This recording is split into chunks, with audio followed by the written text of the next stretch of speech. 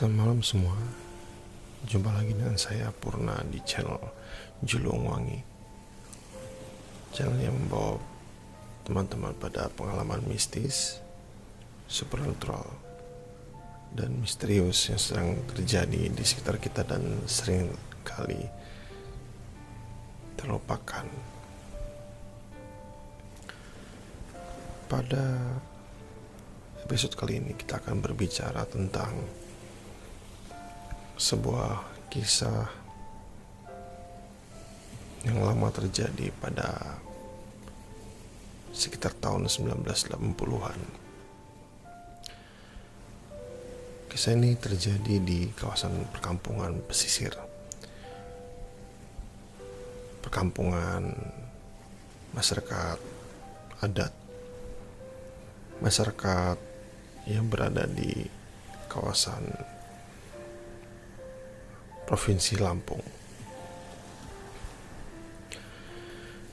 Perkampungan ini adalah perkampungan yang tradisional, mayoritas bangunannya masih bangunan rumah adat Lampung lama, yaitu berbentuk panggung. Kemudian kita masih bisa mendengar suara deru ombak dari kejauhan, terutama saat pasang di malam hari. Di samping mayoritas bangunan masih berbentuk rumah panggung, masyarakatnya juga saat itu masih terhitung sangat sedikit. Kampungnya pun masih dikelilingi oleh hutan belantara.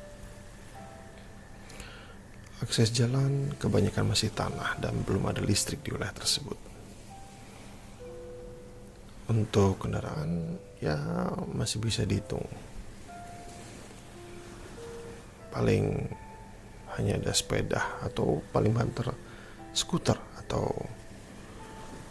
yang kita sekarang kenal dengan istilah Vespa yang sering sekali melintas di jalan-jalan utama. Saat itu, sebutlah Tahir, seorang siswa SD setempat. Ia tinggal di kampung tersebut bersama dengan kakeknya. Posisi rumahnya cenderung menjorok ke hutan, agak menjauh dari jalan utama kampung. Di sana, Tahir hidup sederhana dengan kakeknya. Ia sering mendapatkan peringatan dari kakeknya untuk jangan sering-sering main di luar, apalagi saat maghrib menjelang. Banyak cerita terkait anak-anak yang tidak dapat pulang saat maghrib datang, dan menurut cerita tersebut, anak-anak ini diculik oleh makhluk halus tempat. Terkadang anak-anak ini bisa pulang setelah tetua adat melakukan ritual tertentu. Anak-anak yang dapat pulang itu seringkali bercerita saat ditanya dari mana mereka, dan mereka akan menjawab bahwa mereka tidak pergi kemana-mana. Mereka tetap di kampung, namun tidak seorang pun yang seakan-akan dapat melihat mereka maupun yang mau berinteraksi dengan mereka. Anak-anak ini sering bilang bahwa mereka mulai mengalami hal tersebut setelah bermain di salah satu rumah di tengah kampung. Rumah tersebut telah lama ditinggal oleh penghuninya. Walaupun rumah ini ditinggal, namun rumah ini masih memiliki fasilitas dan perabotan rumah yang cukup lengkap, seperti kursi, meja, piring, perabotan dapur, dan lain-lain. Ada masa di mana sejumlah keluarga kemudian memutuskan untuk menempati rumah tersebut. Namun hal tersebut tidak bertahan lama. Mereka pun perlahan angkat kaki dengan berbagai alasan. Tahir yang notabene sering melewati rumah tersebut Pada suatu ketika saat malam, Taher melewati rumah tersebut dengan membawa obor. Dan saat itu Taher sering kali mendengar suara benda bergerak, seperti kursi maupun meja.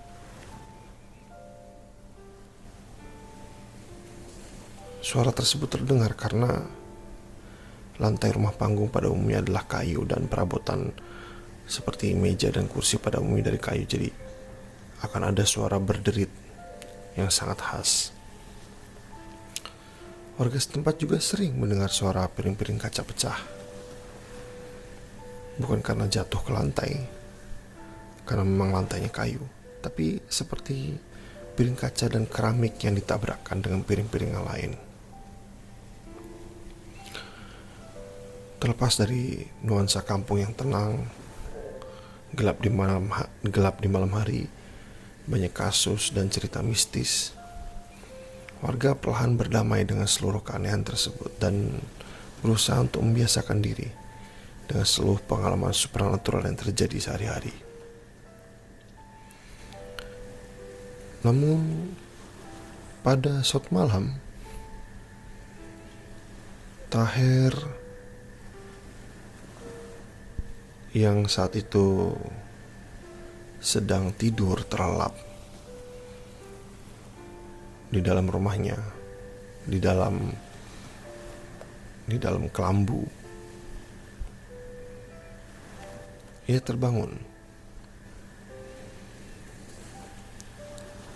Ia terbangun karena ada perasaan untuk buang air di malam hari.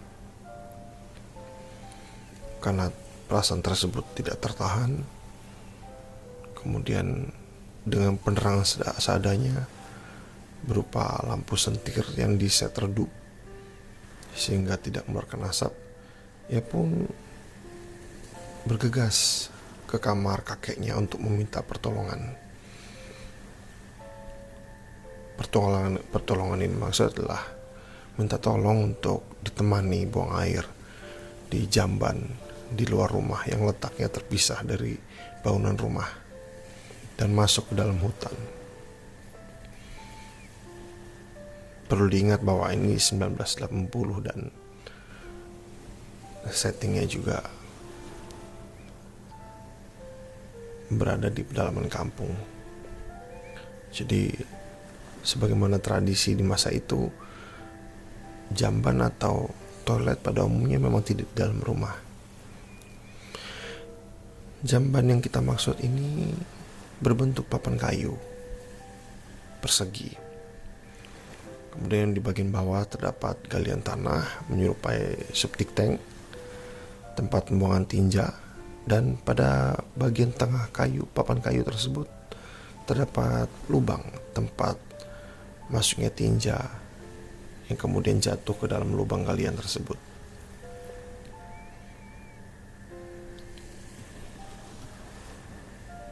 Tidak seperti sekarang,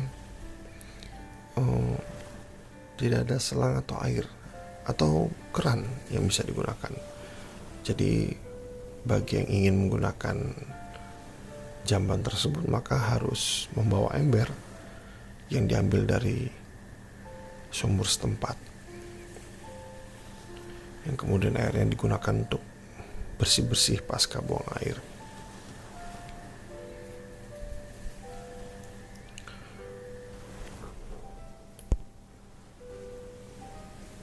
Taher membawa ember ke jamban dan dari kejauhan diawasi oleh kakeknya dari pintu belakang rumah. Dengan cukup merinding, Taher kemudian membawa ember yang berat tersebut perlahan ke dalam kegelapan. Dia tidak membawa penerangan karena penerangan dipegang oleh kakeknya. Maklum, warga kurang mampu, jadi lampu sentir hanya bisa beli beberapa untuk menerangi rumah.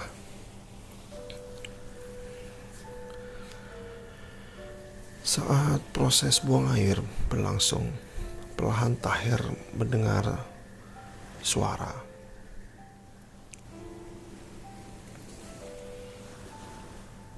Tapi Tahir tidak berusaha untuk menseriusi suara tersebut. Dia masih fokus untuk buang air secepatnya dan pergi secepatnya ke rumah. Tapi suara yang ia dengar ini cukup lantang, datang dari tengah hutan, di antara pohon-pohon besar.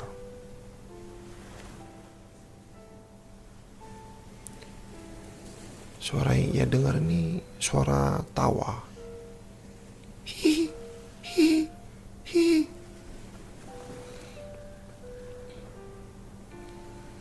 Dari suara yang sangat lantang, hi, lantang sekali.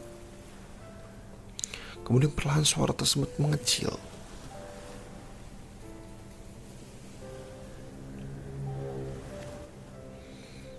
Tahir tentunya sebagai anak SD, ia takut bukan kepalang. Namun di waktu yang sama ada rasa penasaran yang sangat besar untuk mengetahui dari mana suara tersebut berasal. Dan Tahir pun perlahan mengangkat kepalanya untuk melihat sekelilingnya. Ia pun melihat ke atas. Ia melihat ke kanan. Kemudian dia melihat ke kiri, di antara pohon-pohon besar di sekitarnya. Dan benar saja, di tengah kegelapan, ia bisa melihat jelas sosok putih besar di atas pohon mangga. Itu adalah putih anak, atau dalam bahasa lainnya kita bisa sebut kuntilanak. Mengingat bahwa kondisi tanpa penerangan dan gelap gulita, maka ia tidak bisa melihat secara lengkap perawakan dari kuntilanak atau kuntilanak ini. Namun dia tahu bahwa dia bisa melihat kontras warna putih di tengah seluruh kegelapan tersebut. Dan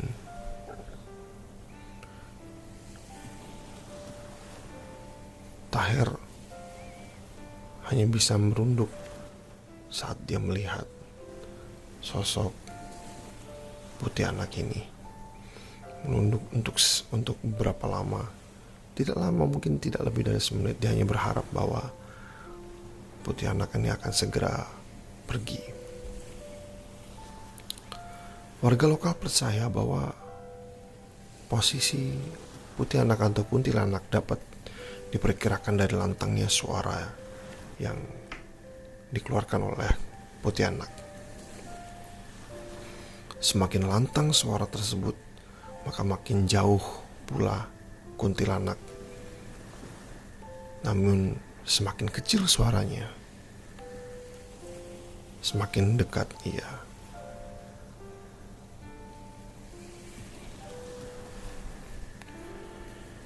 Tahir dengan penuh ketakutan, kemudian yang belum sempat menyelesaikan hajatnya, ia pun mengadah kembali secara perlahan dan melihat kembali ke kiri, dan dia masih melihat putih anak ini bergelayutan di pohon mangga tersebut. Akhirnya Tahir lari terbirit-birit tanpa menyelesaikan buang hajatnya, kemudian lari ke arah rumah sambil berteriak, "Tuh, Dato, putih anak, putih anak." Dato adalah panggilan khas orang-orang Lampung untuk istilah kakek. Kemudian Dato langsung menghunus masuk ke dalam rumah. Kemudian dia mengambil goloknya di dapur. Kemudian sang datuk menghunuskan golok ke udara dan mulai mengancam Pontianak. Dia bilang, "Kini ku pagun di disan, ku belako." Dengan sangat lantang dia mengatakan hal tersebut.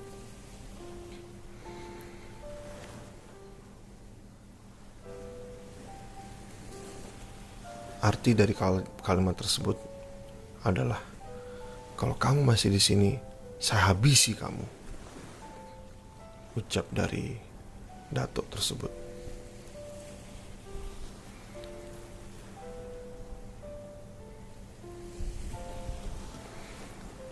Namun Tahir tidak bisa, atau lebih tepatnya tidak mau melihat secara langsung, dan dia sembunyi di dapur di bawah lampu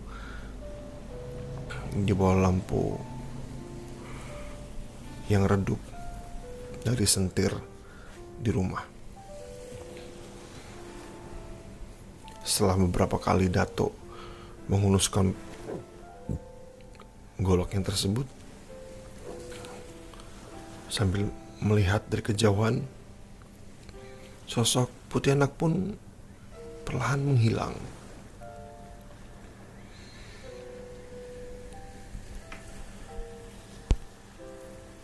Tahir pun perlahan didekati oleh datuknya, dan datuk hanya bilang,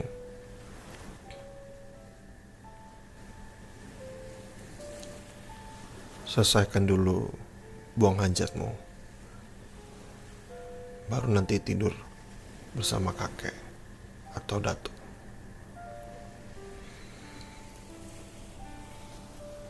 Pengalaman Tahir malam itu adalah pengalaman yang sangat berharga buatnya, karena sejauh ini dia hanya mendengar cerita dari warga setempat tanpa mengetahui kebenaran dari cerita tersebut. Tapi di waktu yang sama, pengalaman ini adalah pengalaman yang paling menakutkan buatnya. Di kemudian hari, dilakukanlah sebuah ritus. Datuk memanggil sejumlah tetua adat di kampung setempat. Kemudian sejumlah pihak ini kemudian melakukan ritus pengusiran Pontianak dengan cara mereka memotong kain putih memanjang, kemudian diikat ke salah satu pohon besar di dekat rumah. Kemudian ikatan kain tersebut dilapisi dengan alang-alang kering yang disambung-sambung dan mengelilingi ikatan kain tersebut. Setelah prosesi ini selesai dan diikuti dengan pembacaan dan jampi-jampi warga setempat, ritual selesai, dan Tahir pun walaupun tetap tidak merasa aman, tapi dia merasa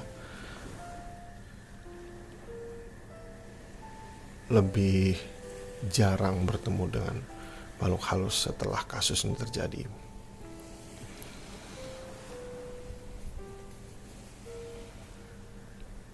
Sampai hari ini